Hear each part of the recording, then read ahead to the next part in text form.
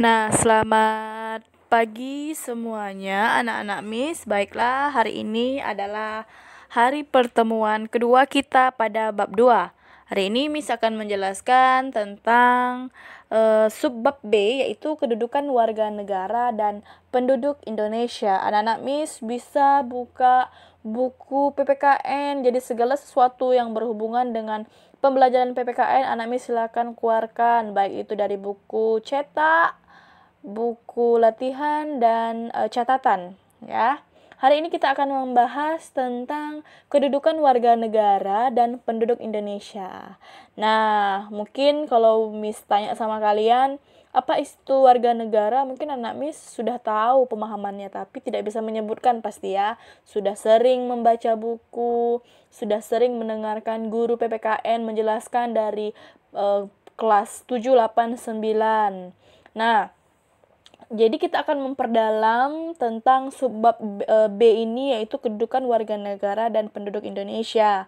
Nah, Miss, yang pertama itu kita akan membahas tentang pengertian warga negara. Nah, apa itu warga negara? Ya, kita akan bahas pada pertemuan kedua pada bab 2 ini ya, Miss. Nah, jadi warga negara dalam bahasa Inggris itu disebut dengan citizen. Anak Miss mungkin sudah tahu ya. Nah, jadi dalam bahasa Yunani itu anak Miss, warga negara itu disebut civis. Nah, jadi yang berarti penduduk asli. Ingat loh. Jadi dalam bahasa Yunani itu civis itu adalah penduduk asli. Di warga negara itu adalah penduduk asli dalam bahasa Yunani, yaitu civis. Nah, jadi penduduk asli ini melaksanakan serangkaian kegiatan demokrasi secara langsung dalam suatu polis. Apa itu polis? Nah, polis itu adalah negara kota. Nah, jadi apa itu Miss? Apa namanya? Fungsi polis itu apa? Nah, jadi Miss jelaskan dulu ya. Polis itu adalah suatu organisasi yang berperan dalam memberikan kehidupan yang lebih baik bagi warga negaranya. Jadi, dalam menjawab siapakah warga negara itu, berikut ini adalah banyak sekali pendapat-pendapat tentang pengertian warga negara. Anak-anak Miss bisa lihat yang pertama ini, anak Miss coba baca slide yang pertama. Oke, pengertian warga negara. Apa itu warga negara? Nih, adalah anggota dari sekelompok manusia yang hidup dan tinggal di wilayah hukum tertentu. Hukum dibuat atau disusun dan diselenggarakan oleh orang-orang yang memerintah atau yang menguasai dengan tujuan untuk mengatur masyarakat. Nah, itu pengertian warga negara. Warga negara ya, anak Miss. Nah, di sini akan Miss membahas dulu pengertian warga negara menurut Aristoteles. Nah, jadi salah satu konsep menurut Aristoteles ini adalah yang menyatakan tentang warga negara. Nah, jadi beliau ini mengatakan bahwa warga negara itu adalah seseorang yang patut disebut warga negara dalam suatu negara demokratis, belum tentu dapat disebut warga negara dalam sebuah negara oligarkis. Nah, itu ada pembedaan menurut Aristoteles. Nah, jadi menurut Aristoteles tersebut, perbedaan bentuk pemerintah memang berpengaruh besar dalam menentukan atau menetapkan siapakah warga negara sesungguhnya dari suatu negara. Jadi, dapat kita simpulkan, menurut Aristoteles ini, yang disebut warga negara adalah orang yang secara aktif ikut mengambil bagian dalam kegiatan hidup bernegara. Nah, jadi yaitu orang yang bisa berperan sebagai orang yang diperintah dan orang berperan sebagai orang yang memerintah. Nah, berarti dari kesimpulan Aristoteles ini, pengertian warga negara itu adalah orang yang aktif. Dia bisa saja mempunyai kekuasaan, dia juga bisa ada di bawah kekuasaan tersebut. Nah, itu menurut pendapat Aristoteles. Nah, jadi dalam pengertian sebuah warga negara, itu di dalam setiap negara-negara yang ada di dunia ini berbeda pemahamannya. Nah, tapi kita akan membahas yang ada di negara kita, oke, yaitu Indonesia. Nah, jadi kita akan membahas juga pendapat-pendapat para ahli. Yang pertama tadi kan sudah Aristoteles, oke. Selanjutnya ada juga pendapat beberapa ahli yang mengatakan tentang warga negara. Nah, di sini yang kedua adalah menurut Turner. Nah, jadi Turner ini pada tahun 1990 menjelaskan bahwasanya warga negara itu adalah anggota dari sekelompok manusia yang hidup dan tinggal di wilayah hukum tertentu. Nah, hukum itu untuk apa? Jadi beliau ini bilang, hukum dibuat atau disusun dan diselenggarakan oleh orang-orang yang memerintah atau menguasai dengan tujuan untuk mengatur masyarakat. Nah, ini sudah kita bahas pada bab 1. Pemerintah itu mempunyai kekuasaan. Nah, beberapa kekuasaan itu ada 3 yang kita bahas, kekuasaan legislatif, yudikatif, dan eksekutif. Nah, ini pun kita bahas lagi. Nah, selanjutnya kita akan lihat slide anak-anak Miss. Lihat di sini ada KBBI. Anak-anak Miss tentu tahu KBBI itu apa ya. Nah, jadi menurut Kamus Besar Bahasa Indonesia, warga negara itu adalah penduduk sebuah negara atau bangsa berdasarkan keturunan, tempat kelahiran, dan sebagainya, yang mempunyai kewajiban dan hak penuh sebagai seorang warga negara itu. Nah, menurut KBBI, Kamus Besar Bahasa Indonesia, ini benar sekali. Kenapa? Karena setiap warga negara itu dia mempunyai hak dan kewajiban. Nah, hak itu apa? Kewajiban itu apa? Nanti kita akan bahas kalian akan bahas di kelas 11, oke? Tentang hak dan kewajiban warga negara. Selanjutnya, anak Miss, kita akan membahas menurut pendapat Dr. Andes A.S. Hikam pada tahun 2000. Jadi beliau ini mendefinisikan warga negara. Jadi beliau ini bilang warga negara itu adalah anggota dari sebuah komunitas yang membentuk itu sendiri. Nah, ada berapa pendapat tentang warga negara, anak Miss sudah tahu ya. Itu pengertian warga negara. Di situ ada menurut KBBI, di situ menurut Aristoteles, ada menurut Turner pada tahun 1990, KBBI pada tahun 2016, dan Dr. Andes A.S. Hikam ini berpendapat pada tahun 2000 tentang warga negara. Nah, setelah itu kita akan bahas selanjutnya. Kita akan bahas tentang pengertian kewarganegaraan. Nah, jadi apa itu kewarganegaraan? Nah, jadi kewarganegaraan itu memiliki keanggotaan yang menunjukkan hubungan atau ikatan antara negara dengan warga negara. Nah, jadi kewarganegaraan itu adalah segala al-ihwal yang berhubungan dengan negara. Nah, jadi di sini pengertian kewarganegaraan itu dibedakan menjadi 2. Nah, nanti Miss bisa lihat di sini. Oke, dalam arti yuridis, apa itu yuridis? Yaitu dalam arti ikatan hukum.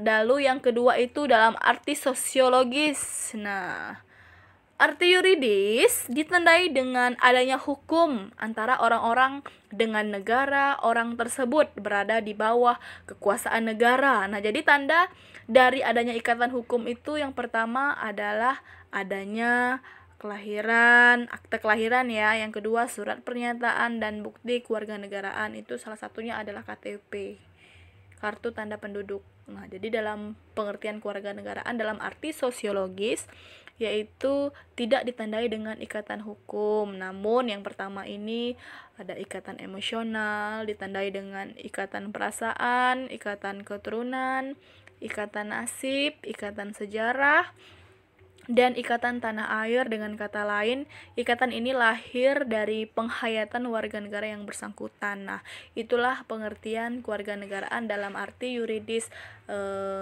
dalam arti ikatan hukum dan arti sosiologis. Selanjutnya kita akan bahas tentang kedudukan warga negara dalam negara. Nah, jadi penentuan warga negara. Jadi siapa saja sih yang dapat menjadi warga negara dalam suatu negara? Nah, jadi setiap negara itu berdaulat atau berkuasa atau berwenang untuk menentukan siapa-siapa sajakah yang menjadi warga negara. Jadi dalam menentukan kewarganegaraan seseorang dikenal dengan asas kewarganegaraan berdasarkan kelahiran dan kewarganegaraan berdasarkan perkawinan. Nah, jadi dalam penentuan kewarganegaraan didasarkan kepada sisi kelahiran dikenal dengan dua asas, yaitu asas lus soli dan asas lus sanguinis. Nah, jadi lus itu artinya hukum atau dalil, dan soli itu berasal dari kata solum yang artinya negari, atas atau tanah. Jadi sanguinis ini berasal dari kata sanguis yang artinya darah. Nah, jadi yang pertama ini kita akan membahas tentang asas lus soli. Nah, jadi asas lus soli ini adalah asas yang menyatakan bahwa kewarganegaraan seseorang yang ditentukan dari tempat di mana ia lahir. Selanjutnya kita akan membahas tentang asas lus sanguinis, yaitu asas yang menyatakan bahwa kewarganegaraan seseorang itu memang ditentukan berdasarkan keturunan dari orang tersebut. Nah, selanjutnya anak MS bisa lihat halaman 39. Nah, jadi halaman 39 itu dijelaskan tentang asas lus sanguinis, yaitu selain dari sisi kelahiran, penentuan kewarganegaraan itu dapat didasarkan pada aspek perkawinan yang mencakup asas kesatuan hukum dan asas persamaan derajat berikut. Nah, ini ada dua, yaitu asas persamaan hukum didasarkan pandangan bahwa suami istri itu adalah suatu ikatan yang tidak terpecahkan sebagai inti dari masyarakat. Dalam menyelenggarakan kehidupan bersama, suami istri memang perlu mencerminkan suatu kesatuan yang bulat, termasuk dalam masalah kewarganegaraan ya. Jadi berdasarkan asas ini, diusahakan status kewarganegaraan suami dan istri adalah sama dan satu. Nah, ini dia asas yang pertama. Jadi salah satu negara yang mautnya itu nanti akan kita bahas. Yang kedua, asas persamaan derajat berasumsi bahwa suatu perkawinan itu tidak menyebabkan perubahan status kewarganegaraan suami atau istri. Jadi keduanya ini memang berhak, berhak dalam arti mempunyai hak yang sama untuk menentukan sendiri kewarganegaraannya. Jadi mereka itu dapat berbeda-beda kewarganegaraan seperti halnya ketika belum berkeluarga. Jadi mereka beda warga negara tapi mereka boleh menikah. Nih, anak Miss bisa lihat. Jadi penentuan kewarganegaraan di Indonesia ini dapat didasarkan pada perkawinan, walaupun perkawinan tidak menyebabkan perubahan status kewarganegaraan secara langsung. Nah, jadi Indonesia ini memang mengakui asas yang kedua. Jadi asas persamaan derajat. Nah, jadi Indonesia ini menghalalkan bahwa warga negara Indonesia ini boleh menikah dengan beda negara. Negara memang memiliki kewenangan untuk menentukan warga negara sesuai dengan asas yang dianut negara tersebut. Jadi dengan adanya kedaulatan ini, pada dasarnya suatu negara itu tidak terikat oleh negara lain dalam menentukan kewarganegaraannya ya. Jadi negara lain juga tidak boleh menentukan siapa saja yang menjadi warga negara dari suatu negara. Nah, itulah tadi penentuan warga negara. Ada dua asas, yaitu asas lus soli dan asas lus sanguinis, yang dibedakan dari dua asas ini, yaitu asas persamaan hukum dan asas persamaan derajat. Nah, ini dia. Ini adalah salah satu penentuan kewarganegaraan berdasarkan aspek perkawinan. Ini adalah foto salah satu pemain bola dan istrinya ini adalah orang Indonesia. Nah, jadi beliau ini menikah dengan beda kewarganegaraan. Ini salah satu contohnya seperti ini.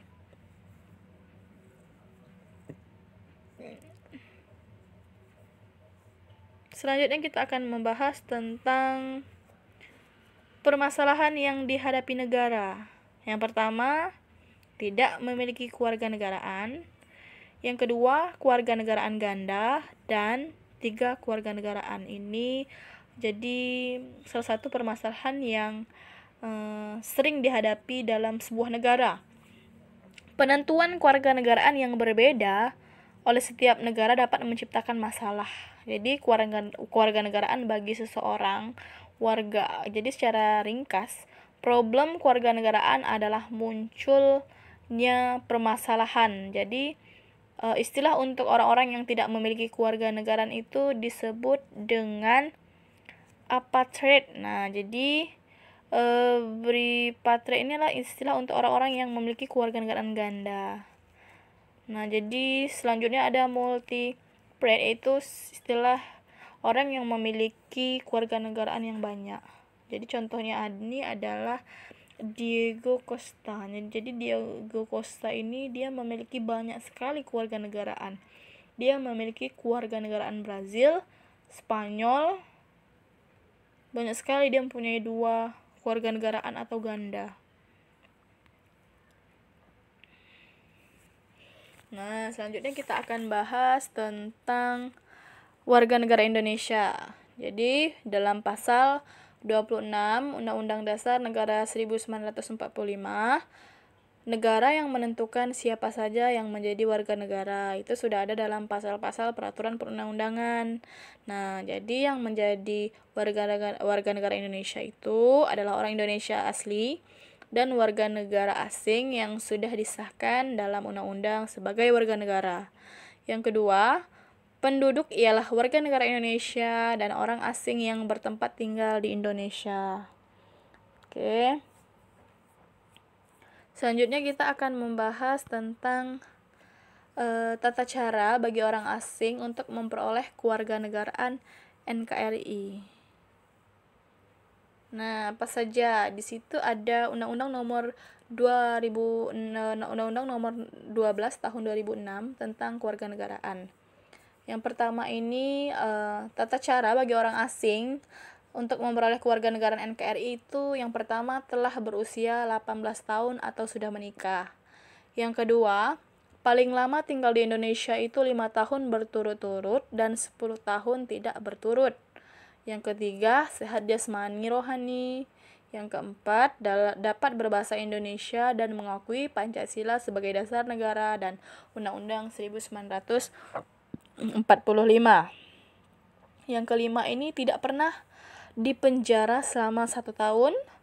Yang keenam, jika dengan memperoleh kewarganegaraan Indonesia tidak menjadi kewarganegaraan ganda. Nah, jadi Indonesia ini adalah negara yang tidak mengakui kewarganegaraan ganda, kewarganegaraan 2 maupun 3. Oke. Nomor 6, jika dengan memperoleh kewarganegaraan Indonesia tidak menjadi kewarganegaraan ganda. Itulah tadi yang Miss bilang kan. Yang selanjutnya adalah mempunyai pekerjaan dan atau penghasilan tetap. Yang terakhir adalah membayar uang pewarganegaraan ke kas negara. Itu dia syarat-syarat warga negara asing, tata cara warga negara asing untuk memperoleh kewarganegaraan WNI, warga negara Indonesia. Nah, jadi dia harus mengikuti 8 syarat ini. Nah, jadi ketika dia sudah memenuhi syarat, ya dia berhak untuk menjadi warga negara Indonesia sesuai dengan Undang-Undang Nomor 12 Tahun 2006 tentang kewarganegaraan. Oke. Asas-asas yang dipakai dalam Undang-Undang Nomor 12 Tahun 2006 tentang kewarganegaraan Republik Indonesia ini meliputi yang pertama, asas kewarganegaraan umum. Nah, jadi asas kewarganegaraan umum ini terbagi 4. Jadi asas Luus Sanguinis yaitu asas yang menentukan kewarganegaraan seseorang ini memang berdasarkan keturunan, bukan negara tempat kelahiran. Nah, selanjutnya asas Lusoli ini secara terbatas memang yaitu asas yang menentukan kewarganegaraan berdasarkan negara tempat kelahiran. yang diperuntukkan terbatas bagi anak-anak sesuai dengan ketentuan yang diatur dalam undang-undang. Nah, jadi segala sesuatu tentang warga negara itu sudah diatur dalam peraturan perundang-undangan. Selanjutnya ini ada asas kewarganegaraan tunggal, yaitu asas yang menentukan satu kewarganegaraan bagi setiap orang. Yang itulah tadi Miss bilang. Jadi negara Indonesia ini hanya mengakui satu kewarganegaraan. Jadi kalau misalnya orang asing ingin berpindah atau ingin menjadi warga negara Indonesia, dia harus mempunyai kewarganegaraan satu. Yang selanjutnya adalah asas kewarganegara ganda terbatas, yaitu asas yang menentukan kewarganegaraan ganda bagi anak-anak sesuai dengan ketentuan yang diatur dalam undang-undang ini. Selanjutnya nomor 2, kita akan membahas tentang asas kewarganegaraan khusus. Apa itu asas kewarganegaraan khusus? Kita akan membahasnya. Yang pertama adalah asas kepentingan nasional. Apa itu asas kepentingan nasional? Jadi asas kepentingan nasional itu adalah asas yang menentukan bahwa peraturan kewarganegaraan itu memang mengutamakan kepentingan nasional Indonesia yang bertekad mempertahankan kedaulatan sebagai negara NKRI yang mempunyai tujuan dan cita-cita sendiri. Yang selanjutnya yang B ini anak Miss bisa lihat asas perlindungan maksimum. Nah, apa itu asas perlindungan maksimum? Asas perlindungan maksimum itu adalah asas yang menentukan bahwa pemerintah wajib memberikan perlindungan penuh kepada setiap warga negara Indonesia dalam keadaan apapun, baik dari dalam maupun di luar negeri. Nah, ini adalah salah satu yang negara berikan kepada warga negaranya. Contohnya adalah di setiap negara-negara di dunia ini ada kedutaan negara Indonesia, baik itu dari Malaysia. Jadi ketika ada permasalahan-permasalahan yang dihadapi warga negara Indonesia yang tinggal di luar negeri, jadi negara itu hadir untuk warga negara Indonesia, yaitu berupa kedutaan. Selanjutnya kita akan membahas tentang asas persamaan di dalam hukum dan pemerintahan. Nah, jadi asas yang menentukan memang bahwa setiap warga negara Indonesia ini memang mendapatkan perlakuan yang sama di dalam hukum dan pemerintah. Oke.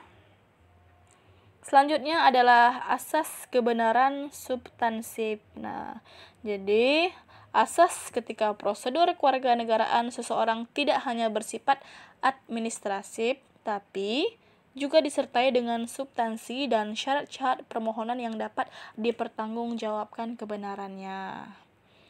Selanjutnya yang E, asas non-diskriminatif. Apa itu? Asas yang tidak membedakan perlakuan dalam segala hal ihwal yang berhubungan dengan warga negara atas dasar suku, ras, agama, golongan, jenis kelamin, serta harus menjamin dan melindungi dan memuliakan HAM pada umumnya dan hak warga negara pada khususnya. Oke, HAM ini memang sangat penting bagi kita, bukan bagi kita, bagi semua penduduk yang ada di dunia. Selanjutnya ini ada asas pengakuan dan penghormatan terhadap HAM. Jadi asas yang dalam segala hal ihwal yang berhubungan dengan warga negara memang harus menjamin, melindungi, dan memuliakan HAM pada umumnya dan hak warga negara pada khususnya. Selanjutnya G, asas keterbukaan. Jadi asas yang menentukan bahwa segala hal ihwal yang berhubungan dengan warga negara harus dilakukan secara terbuka. Selanjutnya yang terakhir ini adalah asas publisitas. Apa itu asas publisitas? Jadi asas ini memang menentukan bahwa seseorang yang memperoleh dan atau kehilangan kewarganegaraan RI akan diumumkan dan dalam berita negara RI agar masyarakat mengetahuinya. Tuh. Oke. Selanjutnya yang terakhir. Nah, ini bisa lihat di sini. Ini adalah salah satu artis internasional ya, dia sudah internasional karena ini adalah Anggun C. Sasmi. Jadi Anggun C. Sasmi ini berpindah kewarganegaraan menjadi warga negara Prancis. Jadi beliau ini sudah lama tinggal di negara Prancis, sudah bertahun-tahun, jadi beliau memilih untuk berpindah kewarganegaraan. Jadi walaupun Anggun ini dia sudah warga negara Prancis, tapi Anggun ini selalu menegaskan bahwa dirinya tetap orang Jawa Indonesia. Oke, ini dia. Ini juga contoh Gloria. Jadi Gloria ini juga, ini dia. Ini ada Arkanda Tahar, lalu ada pemain sepak bola juga ini. Oke. Nah, mungkin jadi pertemuan kita yang kedua pada bab 2 ini sampai di sini. Jika anak-anak Miss ingin bertanya, silakan.